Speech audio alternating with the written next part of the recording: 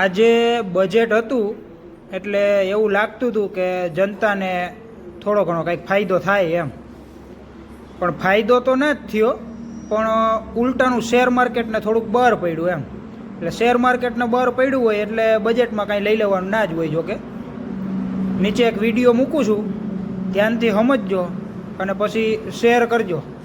જોવો.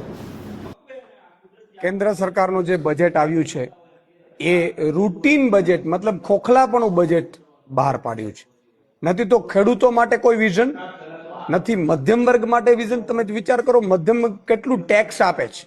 તમે મધ્યમ વર્ગને વિવિધ જીએસટીઓમાં ચૂસી લીધું છે, ત્યારે મધ્યમ વર્ગ માટે કોઈ રાહત નહીં. મધ્યમ વર્ગ સ્વાસ્થ્યને લઈને કોઈ રાહત નહીં. તમે જુઓ, આજે બીમાર માણસો પડી રહ્યા છે, એનું અડધું જે બજેટ છે એ મોટા ભાગે હોસ્પિટલોમાં જાય છે.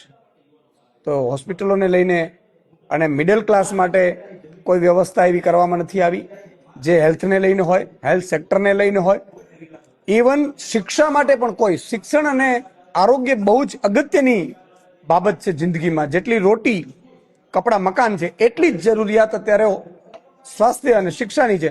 શિક્ષણ માટે પણ કોઈ ખાસ આ બજેટમાં છે નહીં. તમે જુઓ, કરોડો ખેડૂતો છે.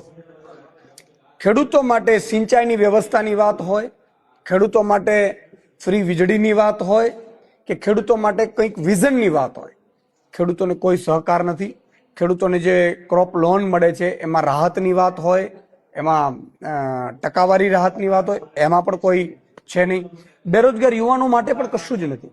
તમે જો, સરકારી ભરતી કરતા નથી, કરે છે એ પ્રાઇવેટ આઉટસોર્સિંગ કરીને કરે છે. તો સરકારી ભરતીઓ ઘટતી જાય છે. રેલવેમાં પહેલા કેટલી ભરતીઓ થતી, અત્યારે કોઈ ભરતીઓ નથી થતી.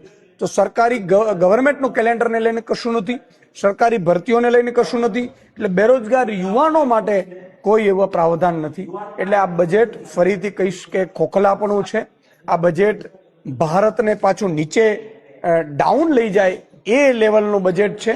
જ્યારે ઉત્થાનનું બજેટ હોવું જોઈએ, ગરીબો, વંચિતો, શોષિતો માટેની એવી યોજનાઓ હોવી જોઈએ, એ યોજનાઓ પણ આમાં ક્યાંય દેખાતી નથી.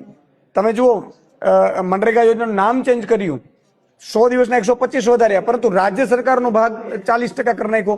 તો એ રાજ્ય સરકાર ઇમ્પ્લિમેન્ટ કઈ રીતે કરશે? એના માટેનો પણ